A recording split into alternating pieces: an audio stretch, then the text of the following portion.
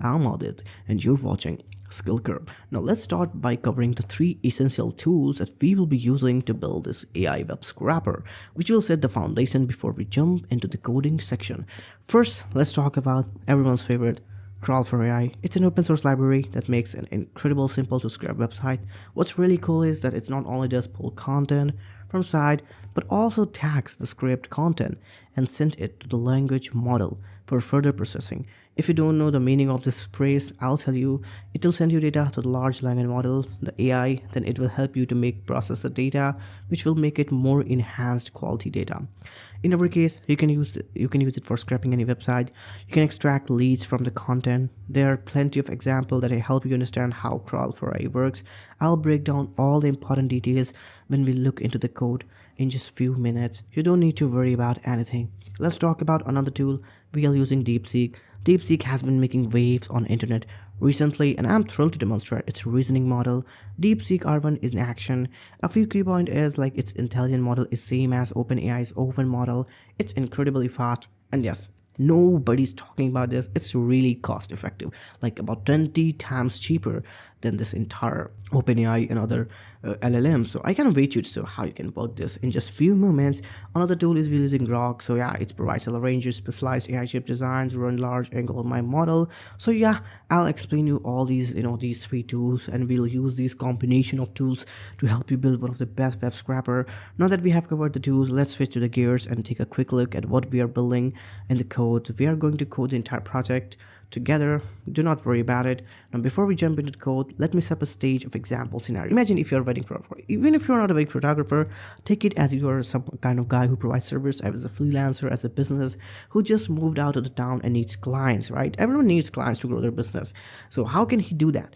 He can plan to reach out to wedding venues or maybe other clients, but this is offering the photography service. So the thing is, you can scrape the wedding venue information from popular websites listing. So here's our plan. You can target a specific area, a visit of popular wedding venue website. If you not have a wedding business, you can target your own favorite website. It's more about scrapping. It's not about a particular business. So you can scrap any your lead by just continuously paging through until the new venue is not found. So the end of the day, we'll generate an Excel sheet that can include details like the venue name, location, price, and AI generated one sentence description. This description helps a photographer have a smart conversation when he'll scrape the data, save it as CSV files, and eventually upload it to Google Sheets and hand over to the client. Now it's time to get our hands dirty and start coding our AI web scrapper using three core tools: Deepseek, Grok, and Crawl for AI. I have structured this project so that you can easily copy and paste the code. It will run out of the box. I've also made it simple to tweak few configuration settings if you want to scrape a different website. But the first thing is, let me show you how you can set up the project on your own. Step one is you can have to follow install this instruction. First, create an environment. You can use a conda example that has all the necessary dependencies for this project. Once the conda is active, you can install the main dependencies, Crawl for AI, which is what we will use to scrap the website. Finally, log into your Go dashboard and you can add your API environment file. With these steps complete, you can now run the project with simple command like python run main.py. Cool. Now that we have overviewed the setup, now let's look into the quick example of what a crawler looks like. Before we expand into it, complete the project, here's a brief walkthrough of a simple crawler help you to understand its core components before we start scrapping the entire venue website. Inside the Crawl for AI, there are several key components. First is browser configuration. This sets up which browser to launch. For instance, opening a Chrome window specific size. You can also choose whether to run it headless or not. I personally like to watch the browser in action, which is headless false, so you can exactly do it which page is being scrapped. You can set it to headless true if you prefer it to run in the background. The next component is the crawler configuration. After configuring the browser, you can define the crawler should do. So this is where you can set up either example, simple, complex configuration. For example, when scrapping a website designed for LLMs, you can choose the exact information using Deepseek model or specify exactly what data you want. There's so many options available. If a page takes moments to load, you can instruct the crawler to wait until a certain JavaScript element load, and you can even take the screenshot. So it's totally very interesting and flexible project. Once the browser run and configurations are set, it's time to launch the crawler. In our case, you can tell it please open up Chrome and scrap this website URL using configuration. The crawler then scraps the entire website and returns the result in neatly formatted markdown file, which is ideal if you plan to pass the result to another LLM later on. That's the essence of crawl for AI. Now let's dive deep into the code and we'll start by expanding our simple example, full-fledged crawler. Now that scripts the entire wedding venue site, extracts the required information and save it to an Excel site. We'll also integrate Deepseek to process word the format data. In the code, you can see the one main function crawl all wedding venues. Here's a simple high-level overview of our goal. We want to scrap any page of a wedding venue site in a given area until there are no more results. We start on page 1 and then as we continue on page 10 or whatever the results run out, the crawler will detect that there are no more venues available and stop scrapping. Our objective is to keep scrapping until no more pages are remain. To achieve this, we can first configure our browser, launching Chrome or other visible windows so you can monitor the process. Then set up your crawler's configuration. That this involves something new, the LLM strategy. The LLM strategy tells us how our system processes the raw script data into valuable information. In our example, we are scraping wedding venues. We can have built a venue model in our code located in model folders. For each venue, we extract details such as name, location, and more. We can even generate a one-sentence description for each venue. So what does the LLM extract strategy mean? Essentially, as we scrape the website, we end up with a huge amount of raw data.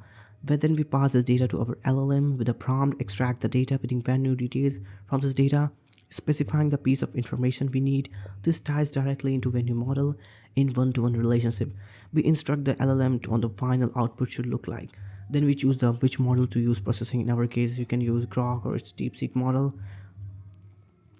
Now let's do a quick recap. We set up our browser to scrape data, use our LLM to extract structured information into venue objects, and then move the fun part, actually scrapping the website. We create one main crawler that opens up Chrome browser and processes each page. Next, we use the core fetch and process page function to check if the page contains wedding venue data.